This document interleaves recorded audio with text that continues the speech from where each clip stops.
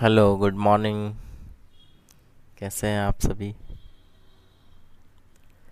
I hope, मैं आशा करता हूं कि आप सभी अच्छे होंगे। और आज जो है तो हम टॉपिक देखने वाले हैं। यूजीसी नेट के अंदर जो यूनिट 1 होता है उसे हम देखेंगे। और जितने भी व्यूअर्स हैं उन्हें मैं ये बता दूं कि हम जो यहाँ पे पढ़ने वाले हैं, राइट, इस चैनल पे, वो मैनेजमेंट के बारे में है। और मैनेजमेंट के अंदर कई सारे टॉपिक्स हैं, कई सारे थिंकर्स हैं, राइट। तो आज हम जो है वो मैनेजमेंट थिंकर्स के बारे में पढ़ेंगे, क्लासिकल और नियो क्लासिकल थिंकर्स, ठीक है। और ये जो है वो यूजीसी नेट के अंदर जो सिलेबस है उसका यूनिट 1 का जो है वो आज हम डिस्कस करेंगे, राइट। तो यूनिट 1 का मैं आपको टाइम ना लेते हुए, ये आप सभी लोग देख सकते हैं, क्लास 11 12, ठीक है, उन्हें इसके अंदर मैनेजमेंट थिंकर्स जो कि वो उन्होंने कॉमर्स में पढ़ा होगा, राइट, फेयोल, टेलर, उनके बारे में पता चलेगा। तो और जितने भी यूजीसी नेट वाले जो भी तैयारी कर रहे हैं स्टूडेंट्स, राइट, तो उन सभी के लिए भी मैं ये बता दूं कि I am qualified with UGC NET, also an assistant professor in university. So एक फ़ायदा ये होगा आपको मुझसे पढ़ने का कि आप जो भी चीज़ें पढ़ेंगे मैं यहाँ पे वही चीज़ें टू दी पॉइंट पढ़ाऊँगा जो कि एग्ज़ाम में आने वाली रहेंगी। तो उस हिसाब से आप देख सकते हैं, क्योंकि वहाँ एमसीक्यू पेपर आता है बिल्कुल, और मैंने ऑलरेडी 2 3 अटैम्प्ट्स भी इसके दिए हैं। तो मुझे पता है कि किस तरीके से जो है वो पेपर बनता है, ठीक है, और चेंजेस क्या होते हैं। बट यस कि हाँ, मैंने भी हर बार मतलब क्वालिफाई जब भी किया है तो उसमें ज़्यादा कुछ मुझे टाइम नहीं लगा है प्रिपरेशन में। मुझे 2 months it is enough for this preparation. अगर आप कॉमर्स और मैनेजमेंट एमबीए पढ़ा है तो फिर इट इज़ इनफ कि 2 महीने बहुत होते हैं इसकी तैयारी के लिए, राइट। चलिए मैं आपको आगे लेके चलता हूँ। तो यूनिट 1 जो कि क्या बोलती है, यूजीसी नेट वाले सभी छात्र जो 2024 में कर रहे हैं उनके लिए बहुत ज़रूरी है, ठीक है, कि आप क्विक रिवीजन करें। क्विक रिवीजन के लिए मैं आपका रिवीजन भी करवा दूंगा यहाँ से, या आप कहीं से भी तैयारी कर रहे हैं वो भी देख सकते हैं यहाँ पे, ठीक है। तो देखिए, फर्स्ट जो है वो हम कंट्रीब्यूशन ऑफ थिंकर्स देखेंगे। जैसा कि सिलेबस में मेंशन किया गया है, टेलर है, हेनरी फेयोल है, देन एल्टन मेयो है, देन है Mary Parker Follett, then C I Barnard, ठीक है। तो ये सारे जो है थिंकर्स को हम देखेंगे, और इन्हीं थिंकर्स को हमें जो है तो पढ़ना भी है कि किस तरीके से जो है इन्होंने क्या थ्योरीज दी हैं, और मेन मेन टॉपिक्स देखेंगे, ज़्यादा इनमें टाइम इन्वेस्ट ना करते हुए हमें, क्योंकि सारा ही सिलेबस कवर करना है। तो मेन जो भी पॉइंट्स होंगे मैं सिर्फ उसी के ऊपर आपको फोकस करवाऊँगा। तो ठीक है, तो हम देखने वाले हैं सबसे पहले जो है हम एफ डब्ल्यू टेलर को देखेंगे। अच्छा, एक चीज़ और कि सिलेबस में जैसे अप्रोचेस दी हैं, बिहेवियरल अप्रोच, और यहाँ पे भी बिहेवियरल अप्रोच दिया है, तो हम इसको कॉमन करके ही पढ़ेंगे। मेरी पार्कर फॉलेट में जो मैं आपको पढ़ाऊँगा वही इसके लिए कॉमन होगा यहाँ वाली बिहेवियरल अप्रोच के लिए, राइट। इसके बाद जो है तो सिस्टम अप्रोच रहेगा, क्वांटिटेटिव अप्रोच रहेगा, और कंटिजेंसी अप्रोच रहेगा। देन इसके बाद जो है तो मैनेजमेंट के जो फंक्शंस हैं, राइट, जैसे प्लानिंग हो गया, right, planning, decision making, organizing, staffing, directing and controlling, और कोऑर्डिनेटिंग, ये सारी जो है अपने को फंक्शंस पढ़ना है, ओके।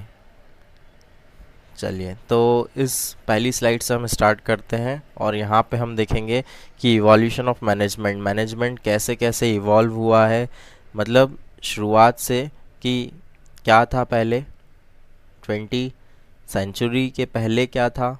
इस समय मिलिट्री रूल हुआ करते थे कंट्रीज़ के अंदर, या हो सकता है कि जो चर्च जो है वो रूल करते थे और साथ में मिलिट्री हुआ करती थी, राइट, जैसा कि हम फॉरेन कंट्रीज़ में देखते आ रहे हैं।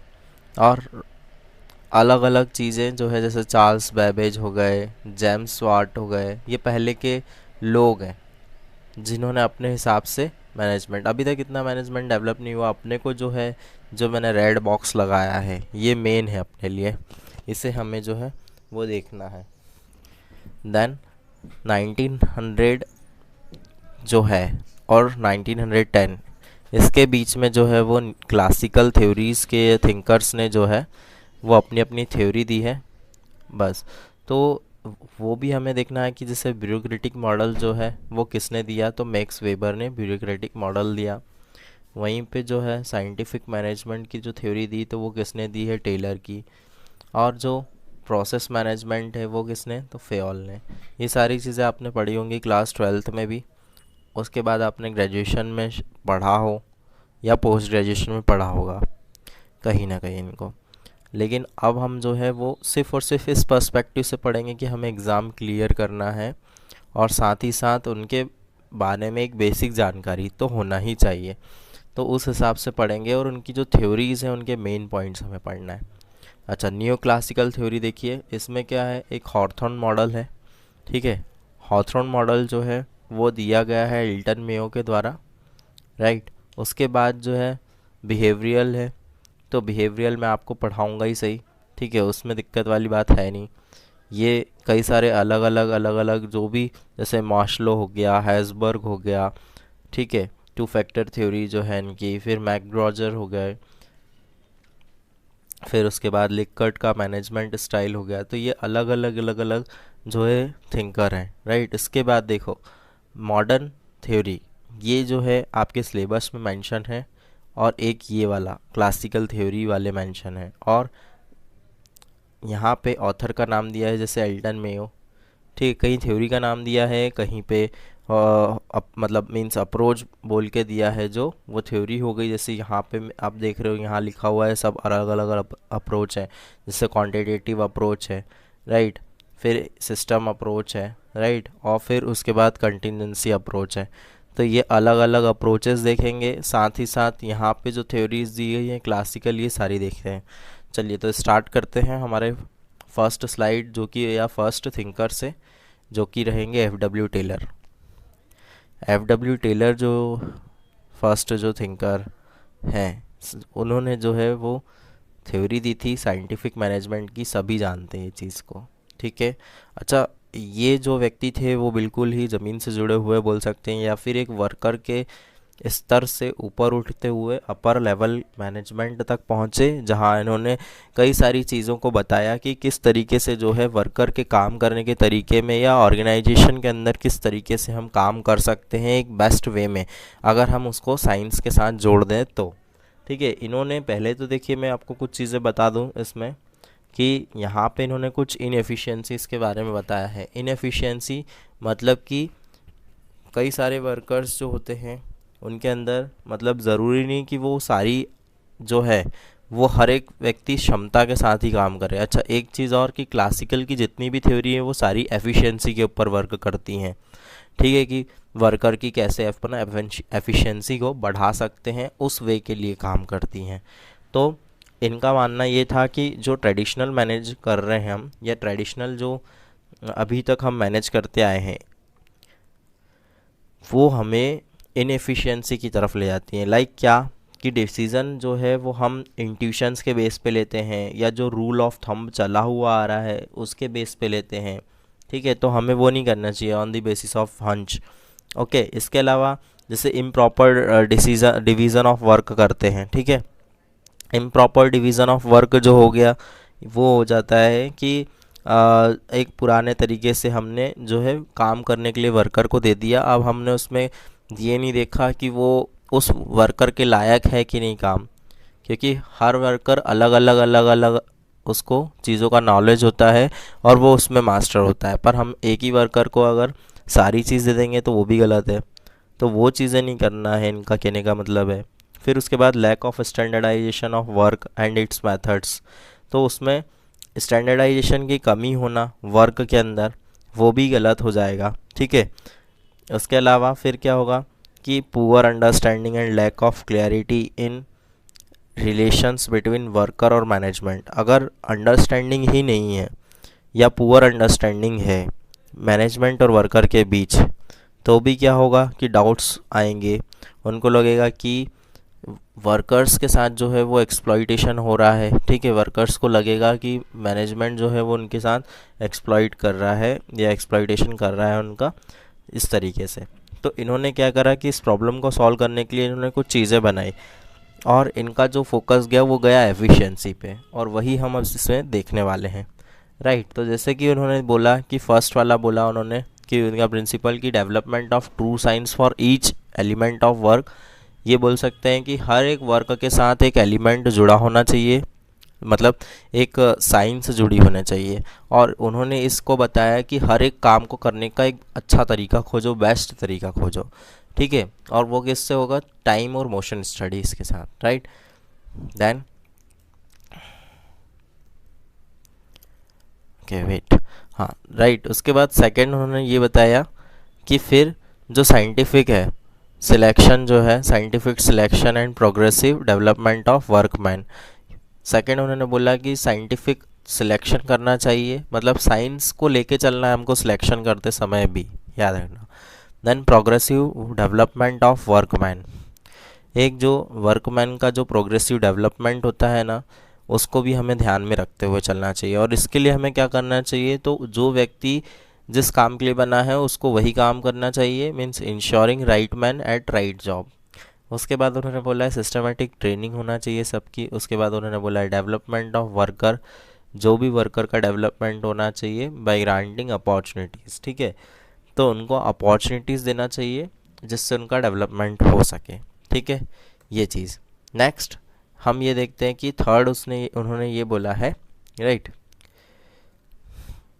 टेलर ने ये बोला है कि जो bringing together science of work, ठीक है, साइंस ऑफ वर्क जो है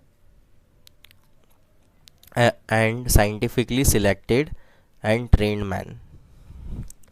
तो हमें क्या करना है कि वेट अ सेकेंड,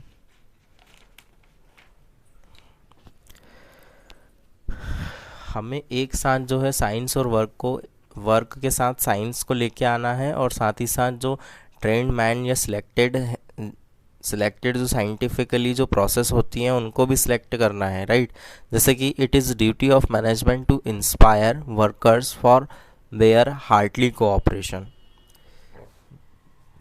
तो वर्कर्स को जो है इंस्पायर करना चाहिए, और ये ड्यूटी होना चाहिए मैनेजमेंट की कि वो उनको इंस्पायर करे, जिससे वो एक दूसरे के कोऑपरेशन में जो है वो काम को कर पाएँ। ठीक है, जिससे कि काम भी आसान रहेगा और चीज़ें भी हो जाएगी।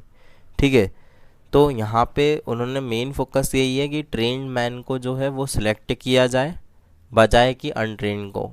राइट, और साइंटिफिकली करना है कि भैया अगर कोई काम अगर 2 घंटे में कर पा रहा है कोई वर्कर, तो हम उसको रखाएंगे बजाय कि जो 5 घंटे में कर पा रहा है।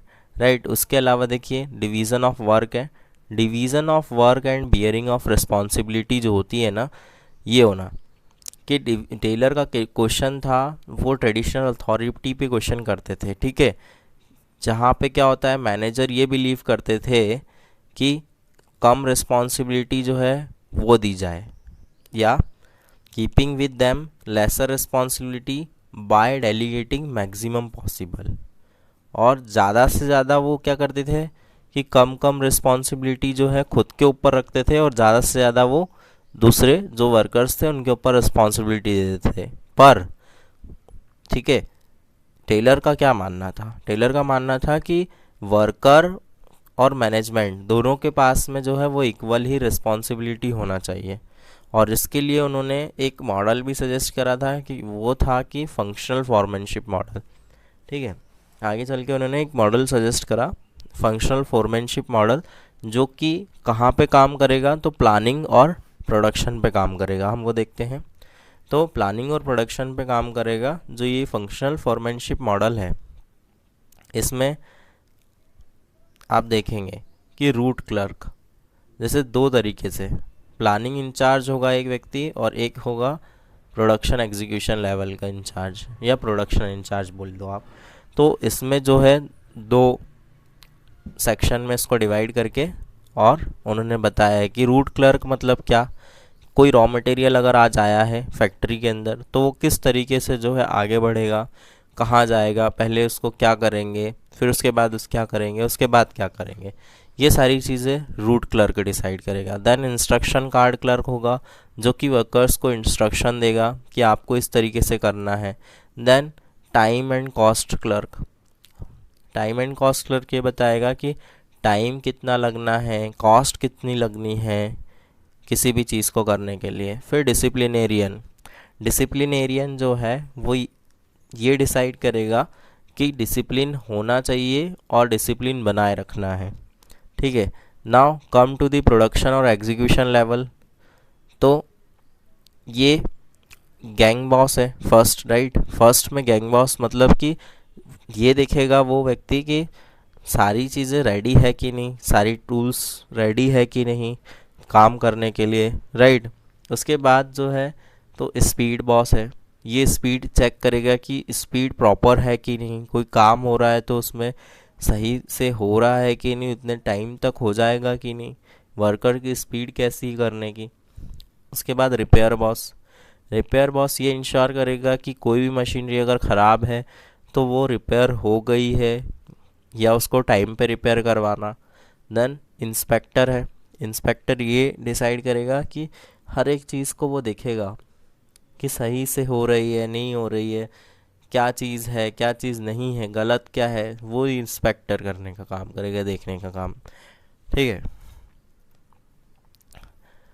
Okay. Now come to the Henri Fayol. अच्छा, एक चीज़ और कि देखो टेलर की जो थ्योरीज होती थी, राइट, उसका एक पॉजिटिव एस्पेक्ट मेन एफिशिएंसी ही बढ़ाना होता है कि उनका कहना था one best way of doing work, उनका फोकस था, राइट, कि एक ऐसा तरीका जिससे हम सही तरीके से काम करवा सकते हैं, ये मेनली फोकस।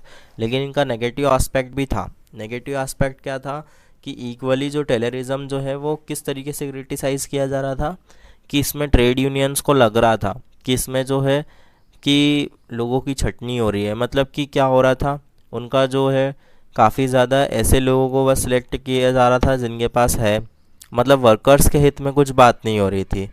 और इस तरीके से उनका कहना था कि ट्रेड यूनियंस का कि ऐसे तो जो है वो अनएम्प्लॉयमेंट बहुत ज़्यादा बढ़ेगा, और ट्रेड यूनियन से इसको अपोज भी करा था। तो ये सारी चीज़ें थी। ठीक है, अच्छा, एक दो तीन एग्जांपल मैं ये दे देता हूँ कि नेगेटिव एस्पेक्ट इसका ये भी था कि ह्यूमन ओरिएंटेशन नहीं था। मतलब कि ह्यूमन ओरिएंटेशन नहीं था, सिर्फ और सिर्फ वर्क के लिए जो है इन्होंने ओरिएंटेड वे में बताया है कि वर्क को जो है तो हम जोड़ेंगे, लेकिन उन्होंने ये नहीं बताया कि किस तरीके से जो हम चीज़ें कर भी सकते हैं, वर्कर्स के लिए कर सकते हैं। ठीक है, तो वर्कर ओरिएंटेड नहीं थी ये कमी थी। फिर working of diminishing law of return, right, working of diminishing law of return, ये चीज़ें। फिर एक्सप्लॉइटेशन वर्कर्स का, इनके जो भी इन्होंने टेक्निक्स या टूल्स बताए हैं उसके थ्रू जो वर्कर्स का एक्सप्लॉइटेशन होना। तो ये सारी चीज़ें जो है इनके क्रिटिसिज्म में आप बोल सकते हैं, राइट। फिर जो है तो हम चलते हैं अब फेयोल की थ्योरी की तरफ। और फेयोल की जो एडमिनिस्ट्रेटिव जो मैनेजमेंट की थ्योरी है, इसमें आप फेयोल की एडमिनिस्ट्रेटिव थ्योरी देखते हैं हम।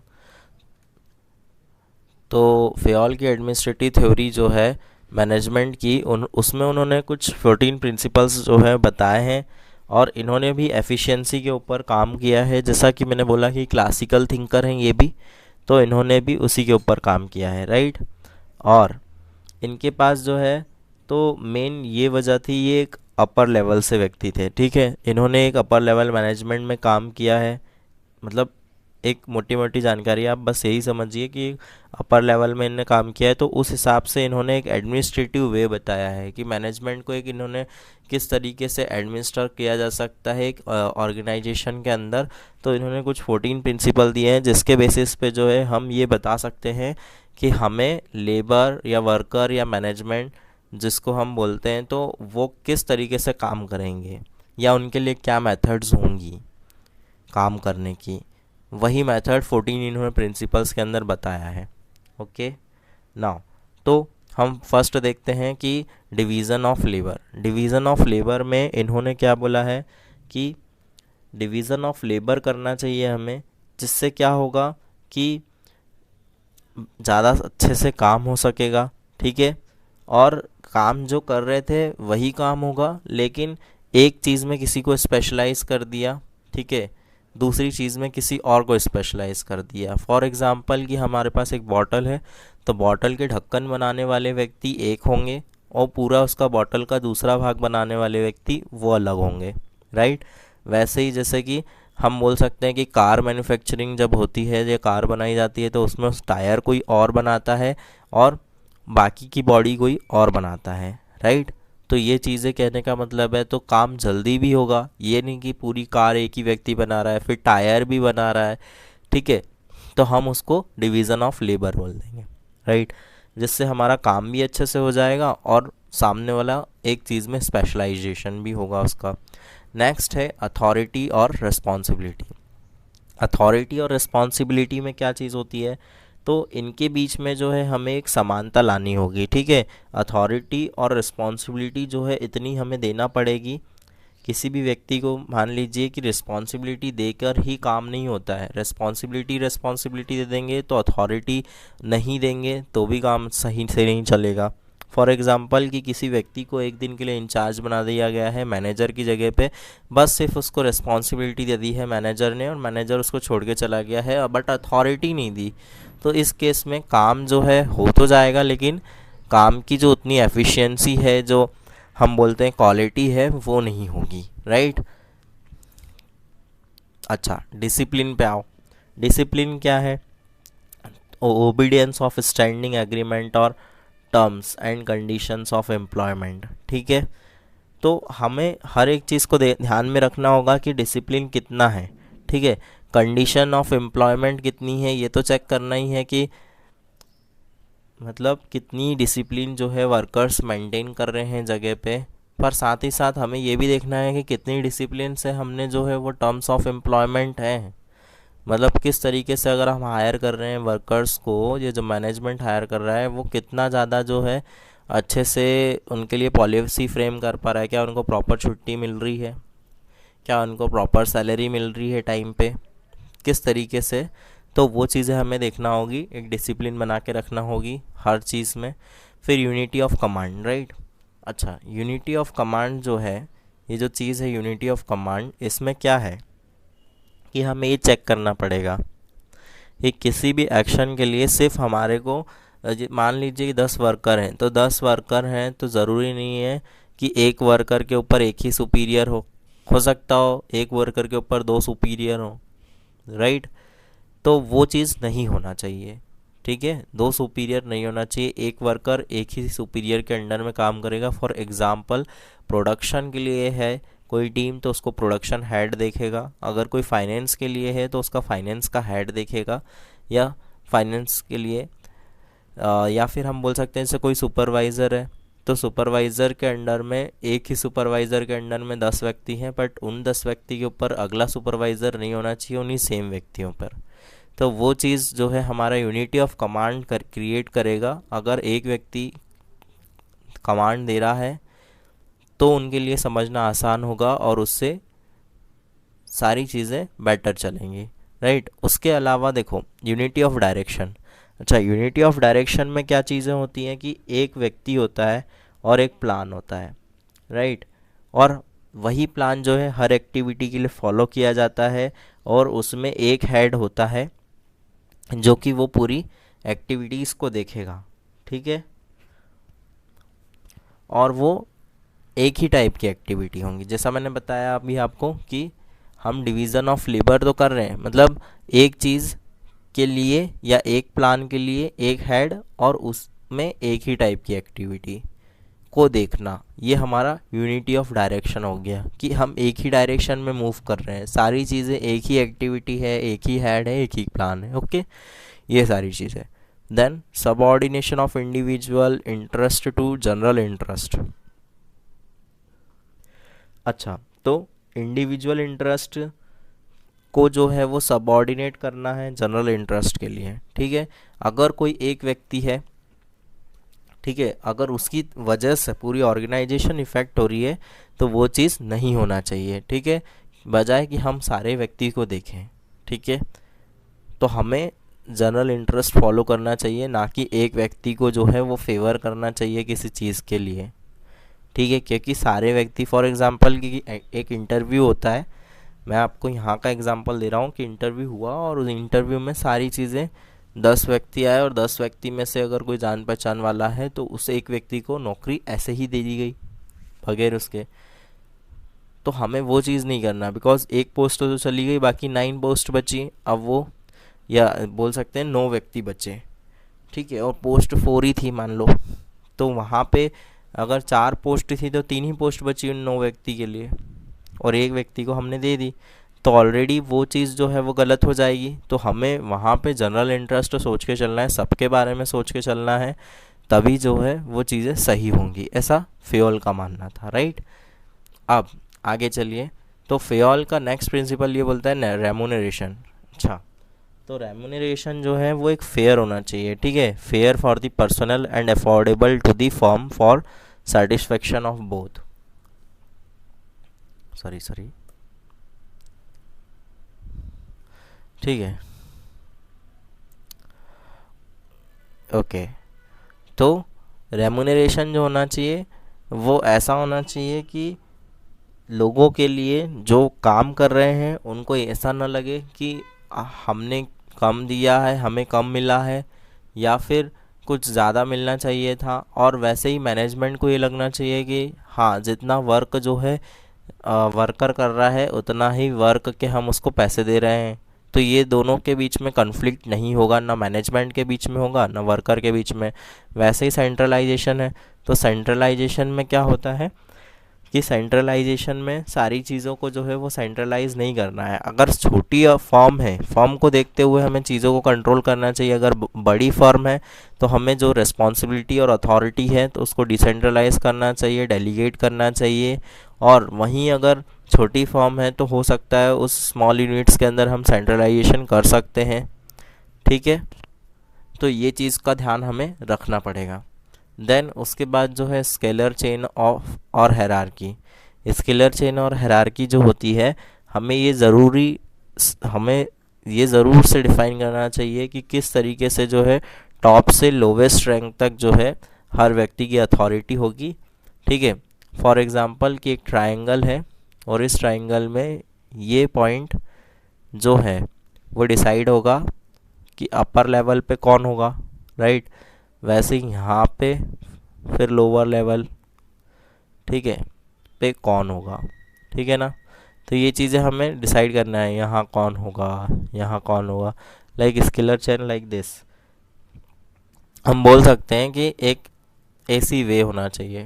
राइट, इसको आप ऐसे समझ सकते हैं कि यहाँ पे कौन होगा, फिर यहाँ कौन होगा, और देन उसके बाद लास्ट में कौन जाएगा। ठीक है, नेक्स्ट है ऑर्डर और प्लेसमेंट। ऑर्डर और प्लेसमेंट क्या है, ठीक है ना। तो ऑर्डर और प्लेसमेंट जो है, तो हर एम्प्लॉय को जो है वो ऑक्यूपाई करना चाहिए वो जॉब, ठीक है, जहाँ पर वो एक अच्छे तरीके से जो है वो अपनी सर्विस दे सकता है। ठीक है, वहीं पर जो है हर एम्प्लॉय का प्लेसमेंट होना चाहिए। ठीक है, ना कि हो सकता हो कि आपने टायर बनाने वाले को कार बनाने में लगा दिया, जो एग्जांपल मैंने पहले दिया था। ठीक है, तो हमें जो है शिफ्टिंग नहीं करना है, हमें जो है वो मल्टीटास्किंग नहीं करना है। यहाँ पे हमें जो है वो व्यक्ति को वही काम देना है जो व्यक्ति कर सकता है अच्छे तरीके से। राइट, ऑर्डर और प्लेसमेंट। नेक्स्ट है इक्विटी।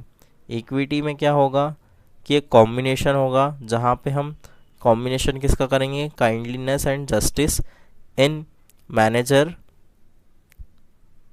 जितने भी होते हैं उनके बीच में, वाइल डीलिंग विथ सबऑर्डिनेट्स। ठीक है, तो ज़रूरी नहीं है कि अगर एक मैनेजर है तो वो किसी दूसरे को फेवर करे। हो सकता हो कि इसको तो अच्छा मिल रहा है बट इसको जो है वो सही ट्रीटमेंट नहीं मिल रहा। ठीक है ना, तो एक व्यक्ति क्या करेगा, एक व्यक्ति को अच्छा लगेगा और दूसरे को जो है तो ख़राब लगेगा। ठीक है, इसको अच्छा नहीं लगेगा।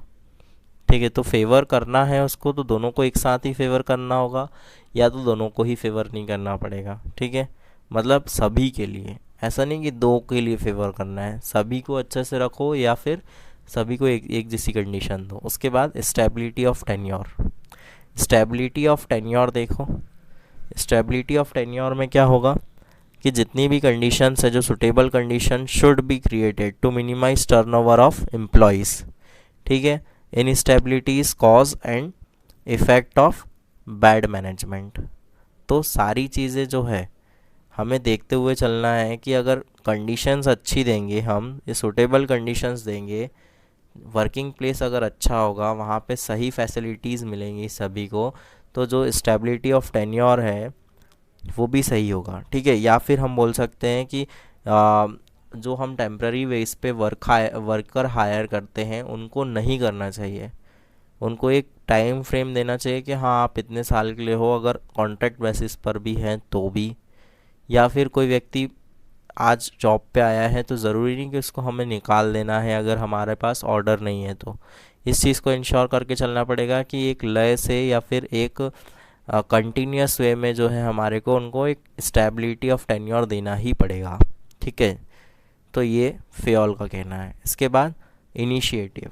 इनिशिएटिव जो है उसका वेलकम करना चाहिए। मैनेजर को जो है ज़रूरी नहीं है कि वो अपने खुद के डिसीजंस को ही ले हमेशा, उसे जो है वो वर्कर्स की तरफ से भी इनिशिएट करना चाहिए।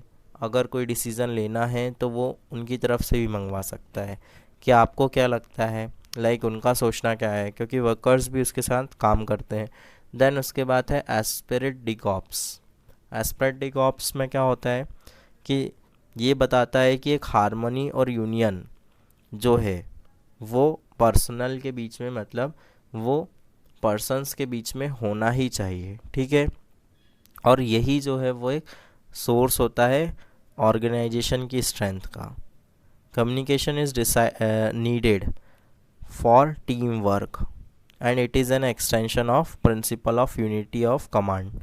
ठीक है, तो इसको ही जो है हम यूनिटी ऑफ कमांड जो होती है ना, यूनिटी ऑफ कमांड, उसका एक एक्सटेंशन है हमारा एस्पिरेट डिकॉप्स। ठीक है, जहाँ पे हम क्या करते हैं, हारमोनी और यूनियन जो है वो क्रिएट करते हैं पर्सनल के बीच में। ठीक है, जिससे कि लोग जितने भी काम करने वाले हैं वो सही कर पाए। अच्छा, ये लेक्चर मैं यहीं तक रखता हूँ। दो थ्योरीज जो कि दोनों क्लासिकल थिंकर्स की हैं वो मैंने अभी कवर्ड आउट करी हैं। अच्छा, एक चीज़ और समझ लीजिए, कल हम अल्टन मेयो देखेंगे। ठीक है, और मैं इस चीज़ के लिए बता रहा हूँ आपको कि एक चीज़ इसमें है कि क्रिटिसिज्म क्यों हुआ फिर, मतलब दूसरी थ्योरी आई तो आई क्यों, क्योंकि पहली थ्योरी आई, फिर उसके क्रिटिसिज्म क्या थे मैंने आपको बताया। वैसे ही फेयोल की थ्योरी आई, लेकिन इसके भी कुछ क्रिटिसिज्म थे, इसीलिए न्यू क्लासिकल मॉडल आया। तो वो क्यों आया उसको एक बार देख लो आप, कि इस केस में जो था स्टर्लिक, देखो पॉइंट देखो, structuralists opined that Fayol stressed just upon functional classification of organization, सिर्फ और सिर्फ फंक्शनल क्लासिफिकेशन ऑफ ऑर्गेनाइजेशन के ऊपर उन्होंने स्ट्रेस्ड किया। ठीक है, अच्छा, पीटर एफ ड्रकर का इस जगह पे एक कहना था कि Fayol imposed a mechanistic model of an ideal और universal organization on living business. Fayol ने जो है वो स्ट्रक्चर के ऊपर नहीं करा कि स्ट्रक्चर अगर लार्ज होगा, कॉम्प्लेक्स होगा, डायनामिक ऑर्गेनाइजेशन है, तो उसके लिए तो उन्होंने कुछ बताया ही नहीं किस तरह से काम करेंगे। वैसे ही जो है थ्योरी का जो बेस जो है वो बहुत छोटा है। ठीक है, इनसाइट्स एंड जो डेरिवेशंस जो इन्होंने दिए हैं ना, can't be applied equally for all organisations, जैसे सर्विस इंडस्ट्री हो गया या आईटी हो गया इंडस्ट्री, इसके लिए। ठीक है, वैसे ही कॉन्ट्राडिक्शनरी है, क्या है, और डिसफंक्शनल प्रिंसिपल है, जैसे यूनिटी ऑफ कमांड हो गया, यूनिटी ऑफ डायरेक्शन हो गया, वो एक साथ नहीं होते। ठीक है, लोगों का कहना है, तो इसीलिए जो है वो फिर दूसरी थ्योरी आई। ठीक है, जैसे superficiality and over simplification. Over simplification जैसे डिवीज़न ऑफ लेबर, जो कि मैंने आपको बताया है ना, ये डिसरिगार्ड है ऑफ रियलिटी, क्योंकि आजकल क्या हो रहा है, doesn't tell how to divide work. इन्होंने डिवाइड ऑफ वर्क नहीं बताया था उस समय, राइट। जो कि मैंने आपको अभी बताया वैसा इन्होंने वर्क को डिवाइड करना नहीं बताया था। तो वो चीज़ें सारी रहेंगी इसके अंदर, कि इसी कारण से जो है ये आउटडेटेड प्रिंसिपल माने जाते हैं, और इसे इसके लिए ही जो है हमारे नए प्रिंसिपल और न्यू क्लासिकल प्रिंसिपल फिर आए थे। और ये न्यू क्लासिकल मैं आपको कल से पढ़ाऊँगा। तो अभी तक के लिए हम यहीं तक लेक्चर रखते हैं, राइट। और इतना बहुत है आज के लिए, राइट ना। तो आज हमने क्या देखा है वो देख लेते हैं सबसे पहले।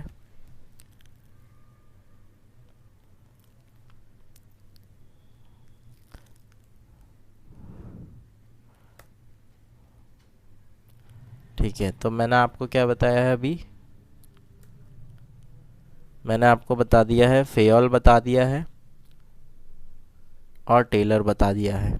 ये दो मैंने आपको बताए हैं, थिंकर्स और इनकी थ्योरीज, ठीक है। और यही ज़रूरी है सिर्फ हम कि टू द पॉइंट पढ़ें। ये स्लाइड आप ज़रूर से याद कर लेना कि किसने कौन सी थ्योरी दी है, या आपको हो सकता हो कि मैच करने के लिए पूछ लिया जाएगा। ओके, चलो मिलते हैं नेक्स्ट लेक्चर में। सो बाय ऑल ऑफ यू। और अगर लेक्चर अच्छा लगता है तो लाइक ज़रूर करना। मैं आपको कंटिन्यूसली जो है वो प्रोवाइड करता रहूँगा लेक्चर। और यस कि मैं खुद यूजीसी नेट क्वालिफाइड हूँ, तो मैं इंश्योर करूँगा कि आप भी हो।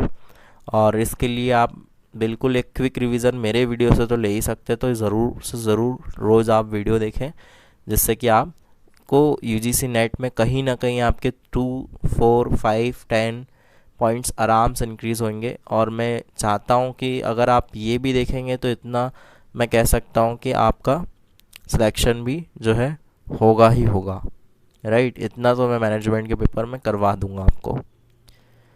So keep watching.